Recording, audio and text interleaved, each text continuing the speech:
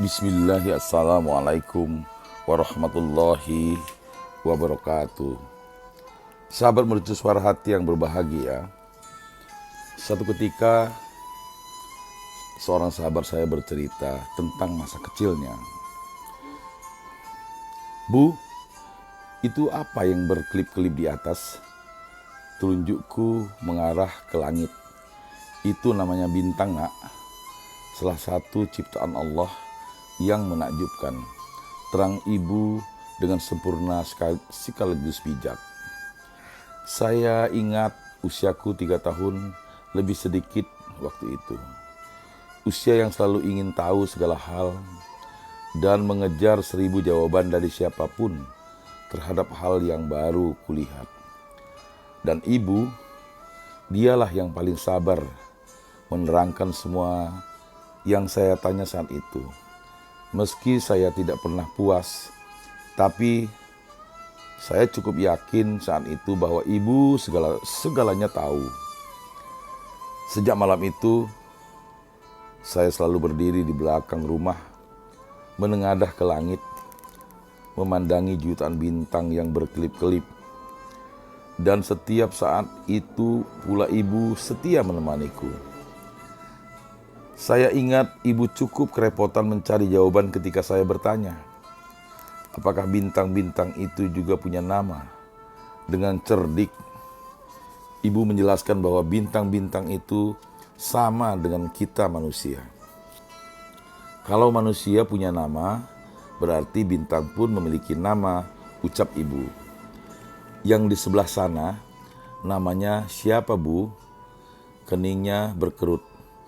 Otaknya berputar mencari jawaban. Hingga akhirnya, oh, yang itu ibu tahu. Ia adalah bintangnya ibu. Karena namanya sama persis dengan nama anak ibu yang ini. Dekapannya begitu hangat. Tak ada yang bisa melakukan semua itu kecuali ibu. Waktu itu yang ku tahu, ibu sekedar menjalankan kewajibannya sebagai orang tua untuk menemani dan membahagiakanku. Keesokan harinya, setiap malam tiba, ibu sudah tahu. Sebelum waktu tidur tiba, saya selalu mengajaknya memandangi langit. Karena kini saya semakin senang sejak ibu mengatakan bahwa bintang yang pernah saya tunjuk itu adalah saya. Tapi hari ini ibu membuatku kecewa. Karena ia tidak bisa menemaniku. Ibu sakit, kata ayah. Saya menangis sebab malam itu saya berniat tidak hanya minta ibu menemaniku seperti malam-malam sebelumnya. Tapi saya ingin ibu mengambilkanku bintang-bintang itu dan membawanya ke rumah. Saya ingin mereka menjadi temanku bermain hingga saya tak perlu bersedih ketika larut ibu mengajakku tidur. Tapi ibu tetap tidak bisa membantuku.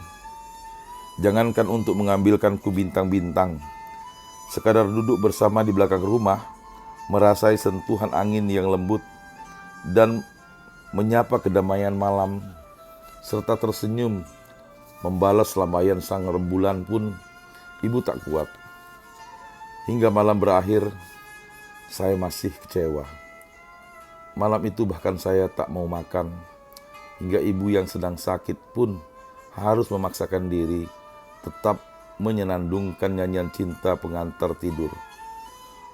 Untuk yang ini pun saya tak tahu. Adalah juga kewajiban orang tua menyanyikan lagu pengantar tidur. Esok harinya saya demam. Karena semalaman tidak mau makan setelah beberapa jam di belakang rumah bermain-main dengan bintang-bintang. Meski sedikit cemas, ibu tak pernah panik. Sentuhan hangatnya membaluri ramuan khusus ke seluruh tubuh kecil ini.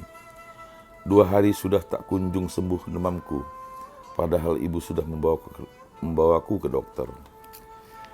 Ibu semakin panik. Panasku meninggi dan sering mengingau. Tetapi justru di saat mengingau itulah ibu tahu obat terbaik untuk menyembuhkanku. Sampai di sini saya masih beranggapan mencarikan obat, menyembuhkan anak adalah sekedar kewajiban orang tua. Aku tidak tahu apa yang ibu perbuat. Setelah terlelap beberapa jam, saya terbangun dan aku terkejut. Hampir tak percaya apa yang kutatap di langit-langit kamar.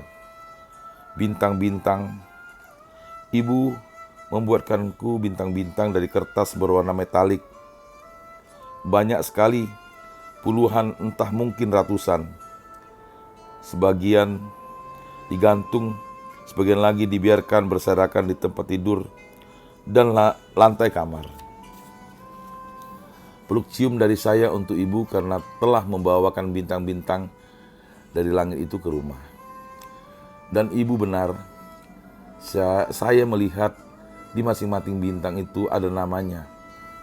Salah satunya ada bintang yang paling bagus dan paling besar diberi nama sesuai namaku. Anak ibu yang dulu kerap memandangi bintang itu kini sudah dewasa. Sudah hidup sendiri. Tapi saya tetap anak ibu. Suatu saat ku telepon ibu untuk mengabari bahwa saya sedang tidak sehat dan tidak masuk kantor. Beberapa jam kemudian, dia diantar oleh seorang adikku. Ibu datang. Saya memang tetap bintangnya ibu.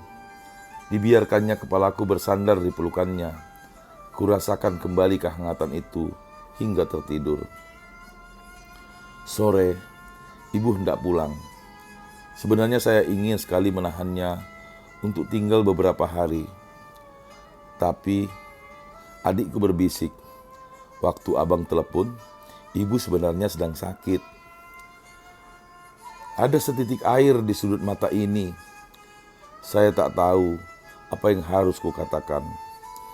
Kini, sekali lagi kusadari, semua yang kulakukan ibu untuk bintang kecilnya ini bukan sekedar kewajiban. Itulah yang disebut cinta. Cinta abadi. Cinta yang tak pernah bisa saya membalasnya. Dan ibu adalah bintang sesungguhnya bagiku.